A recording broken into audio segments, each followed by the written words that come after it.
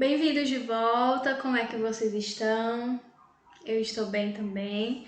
Vamos continuar com os nossos assuntos. Na aula passada, nós falamos basicamente sobre o processo de seleção natural, certo? E encerramos o conteúdo falando sobre a barreira geográfica, que é um tipo de especiação. Nessa aula, a aula de número 9 de Biologia, iremos falar sobre o mecanismo de isolamento reprodutivo, que estará na página 86 do nosso livro. Por favor, me acompanhem por ele. Aula ministrada por Brenda Carvalho. O mecanismo de isolamento reprodutivo das espécies, pessoal, ela evita o cruzamento interespecífico, garantindo a perpetuação das espécies. Esse mecanismo para isolar a espécie antes da reprodução, ela pode acontecer de duas formas. Ela pode acontecer na forma comportamental ou pré-zigótica e pode acontecer de forma fisiológica ou pós-zigótica. A comportamental, ele vai reconhecer visualmente que não pode realizar nenhum processo de reprodução e ele vai ver que o tempo de acasalamento também, às vezes, pode ser diferente. Então, não vai bater com o mesmo tempo de acasalamento do outro indivíduo. Ela é pré-zigótica por quê? Porque ela vai acontecer antes da formação do zigoto, certo?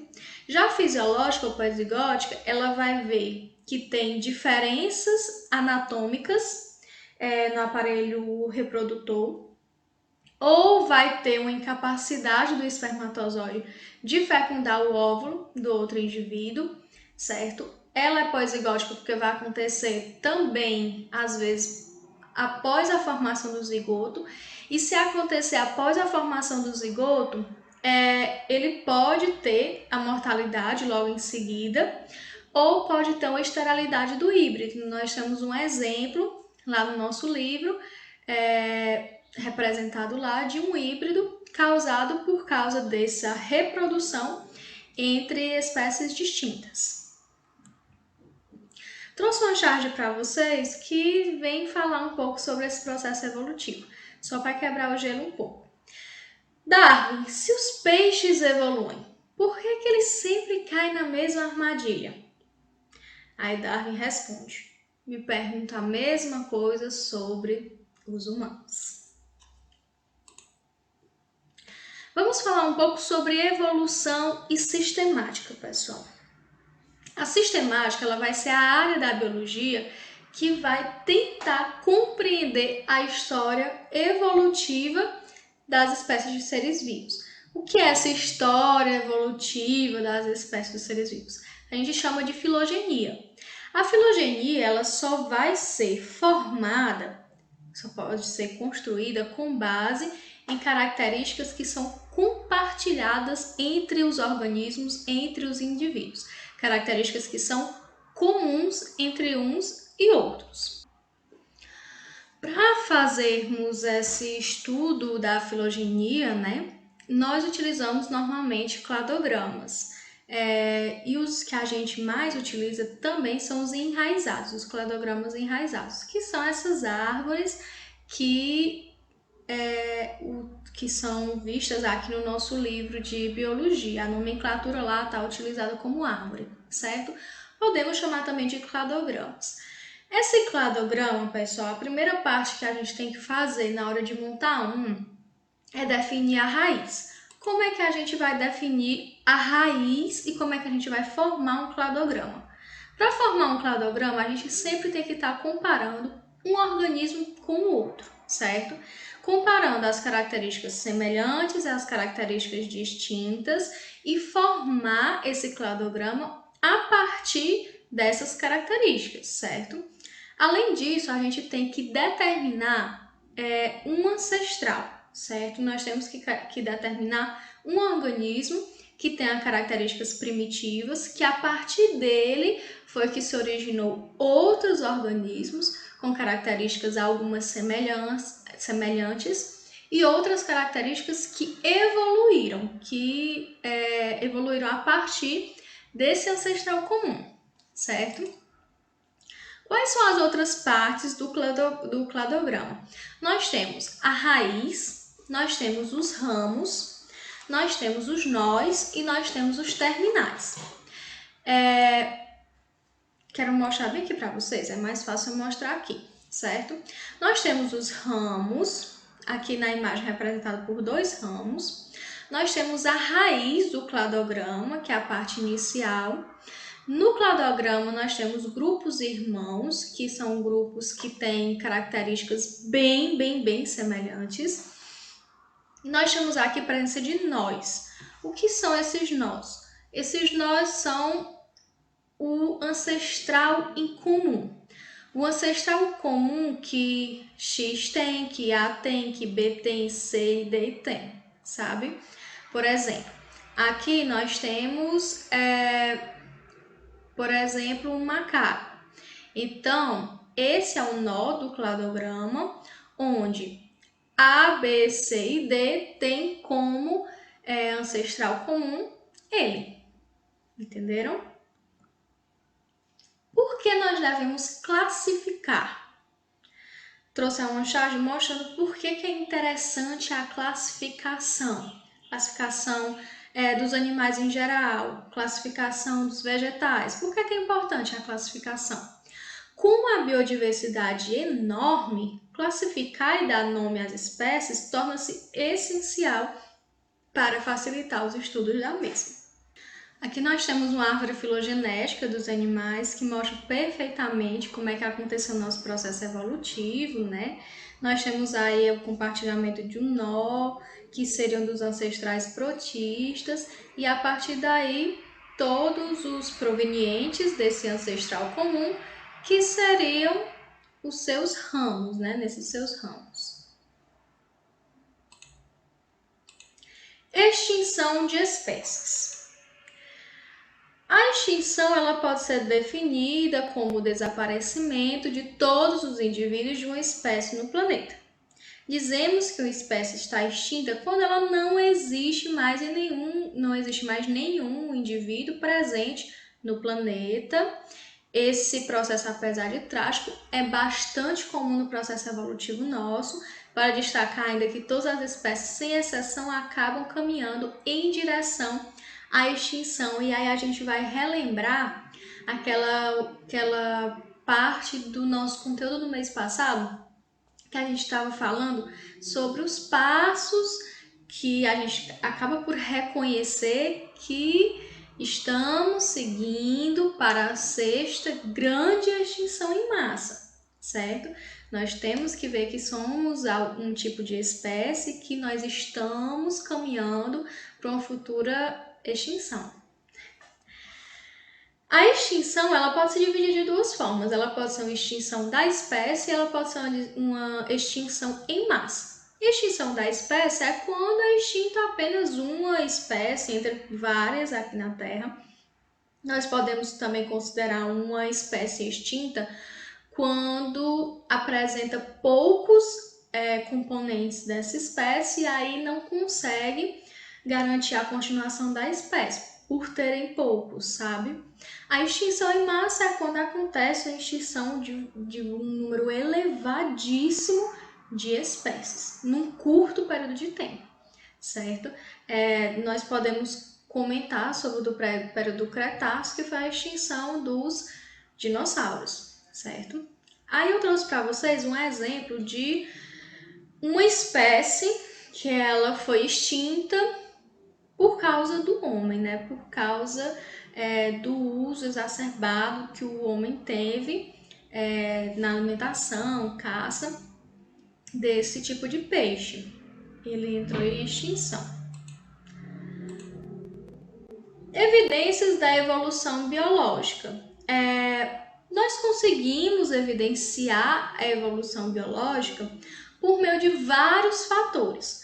Nós conseguimos ver que há 3,5 bilhões de anos teve o primeiro ser vivo, há 300 milhões de anos teve o aparecimento dos primeiros répteis, conseguimos ver que há 65 milhões de anos teve o desaparecimento dos dinossauros, conseguimos chegar à conclusão que há 300 mil anos teve o surgimento da espécie humana. Tudo isso de acordo com achados, observações históricas, certo? No decorrer do tempo.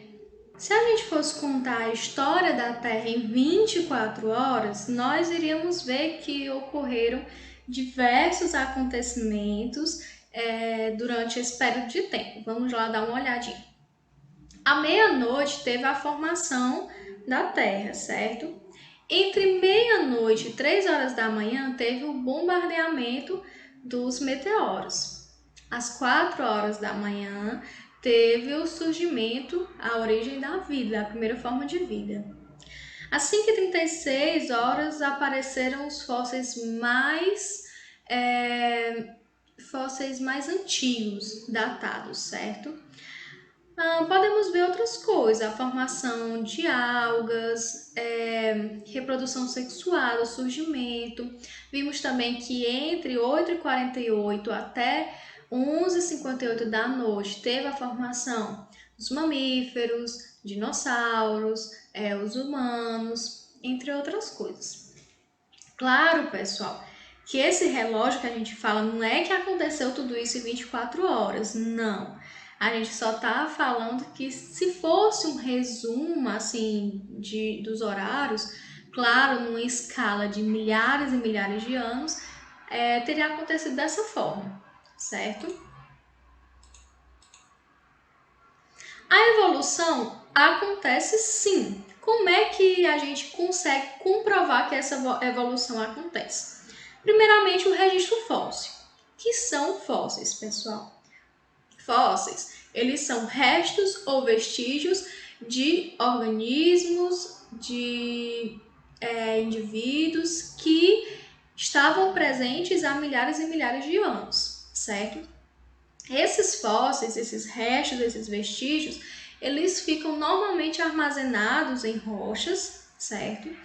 E aí, no decorrer do tempo, a gente consegue analisá-las e chegar a, por exemplo, uma data específica que esse organismo estava vivendo, certo? As principais evidências da ocorrência da evolução, nós temos aí 2 exemplos de fósseis. Nós temos evidências também anatômicas da evolução, por meio da homologia, que é um estudo das características que possam refletir um parentesco evolutivo. Nós temos as estruturas homólogas e nós temos as estruturas análogas. O que são as estruturas homólogas, pessoal? São aquelas estruturas que vão ter a mesma origem embrionária, certo? Nós temos aqui a comparação entre o braço do homem e a pata dianteira do cavalo. Eles são organismos homólogos porque eles têm a mesma origem embrionária. Já os análogos, eles têm semelhanças entre as suas estruturas, só que eles não surgiram de nenhum parentesco evolutivo, eles não têm nenhum parentesco evolutivo. Como é que eu sei disso, pessoal? Quando a gente vai compor o nosso cladograma, tendo conhecimento de todo o nosso passado, a gente vê o que é que tem parentesco evolutivo ou não, certo? Os análogos, eles não sugerem nenhum parentesco evolutivo, ok? Variação geográfica e evolução. O estudo sobre a distribuição geográfica das espécies ao longo do tempo pode fornecer indícios importantes sobre a evolução. Por exemplo, nessa imagem a gente traz vários tipos de aves, mas vocês estão vendo que nós temos aqui exemplos de ratitas e nós temos aqui exemplos de carenatas. Alguns tipos de aves não conseguem alçar voos altos e durante muito tempo. Já outros tipos de aves, elas conseguem alçar voos um pouco mais alto e por mais tempo. Então, por causa dessas características, algumas várias semelhantes e outras várias distintas, é que a gente vê que teve um processo de evolução. Vamos falar um pouco sobre biodiversidade? A biodiversidade, pessoal, ela vai ser a variedade de tudo que existe aqui na Terra. Diversidade da vida, certo? A diversidade de tudo que a gente pode conceituar como vida. Vamos ver o que o nosso slide está trazendo. Variabilidade entre os seres vivos de todas as origens, a terra, a marinha e outros ecossistemas aquáticos e os complexos ecológicos dos quais fazem parte. Essa variabilidade aparece apenas como resultado da natureza em si, sem sofrer essa intervenção humana. Assim, ela pode variar de acordo com as diferentes regiões ecológicas. A manutenção da diversidade genética é um dos maiores objetivos da biologia da conservação. A biologia da conservação, ela vem para manter os recursos que constituem a Terra, certo? Para manter. A biologia da conservação vem manter o que existe na vida aqui da Terra, certo? Ela vai se diferenciar da preservação, que exclui o fator humano para que seja possível a manutenção supracitada, considerando que o homem é o principal responsável pela degradação do meio ambiente e parte dele. Conservação é muito diferente da preservação, certo, pessoal? Então, esse é o conceito de biodiversidade e diversidade biológica. A biologia de conservação busca integrar políticas de conservação com as teorias que provêm de diversos campos científicos que dão alicerce para a biologia da conservação, sendo elas ecologia, demografia, biologia populacional, genética, taxonomia e etc. As unidades de conservação, pessoal. Uma das formas de proteger a biodiversidade são por meio das áreas, unidades de conservação, que são delimitadas ou por governo federal, estadual ou por governo municipal. O que é que eles vão assegurar nessas unidades de conservação? Eles vão assegurar que a representatividade das várias espécies, das várias amostras de espécies, de população, do habitat, do ecossistema, seja preservado, certo? Nós temos, por exemplo, uma área, um parque ecológico. Então, essas unidades de conservação vai lá nesse parque ecológico e vai garantir que todas as características daquele ecossistema sejam mantidos, certo? As unidades de conservação, elas podem ser de dois tipos. Elas podem ser de proteção integral e elas podem ser de uso sustentável. Qual a diferença? A de proteção integral é permitido apenas o uso indireto dos recursos internos, certo? Dos recursos naturais daquele local. Como, por exemplo, para fazer uma recreação, um turismo. Nós temos, por exemplo, uma reserva biológica. Aí a gente quer fazer aquela reserva biológica para que sirva de turismo local. Então a gente vai continuar protegendo, mas a gente vai fazer adaptações para que possamos utilizar aquele local como uma área turística, certo? Vai degradar? Não, a gente não vai degradar. As unidades de proteção integral, eles querem assegurar que não tenha degradação do local. Vai ter um aperfeiçoamento para outros fins, para permitir outros fins.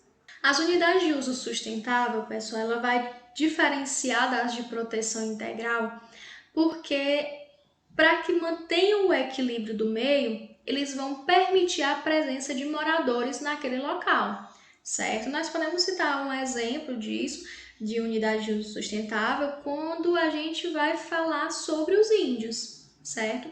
Quando eles estiverem presentes, por exemplo, em reservas de faunas, ele vai manter o equilíbrio daquele local, com as suas atividades, com a alimentação, enfim. Exemplos das unidades de uso sustentável: área de proteção ambiental, área de relevante interesse ecológico, floresta nacional, reserva extrativista, reserva de fauna, reserva de desenvolvimento sustentável e reserva particular do patrimônio natural. Deu para notar aí a diferença entre a proteção integral e de uso sustentável, né? Então, chegamos ao fim dessa nossa aula. Na próxima aula, nós vamos corrigir atividades. Pessoal, eu passei a atividade na nossa aula anterior, certo? Aquelas, acho que eram 5 questões. E tem mais. Responder questões da página 89, 1, 2, 3, 4, 5 e 6, 4, 6 e 7. Responder a questão 1 da página 93. Responder questões da página 95 a 1 e 2. São essas, acho que aí tá umas 12, 13 questões. Respondam. Próxima aula a gente vai corrigir essa atividade. Não acumulem atividade, porque vão ter mais. O nosso livro esse mês está repleto de atividades bem interessantes. Então, não acumulem as atividades, respondam, corrijam e estejam preparados para mais exercícios, certo? Fim da nossa aula. Até mais!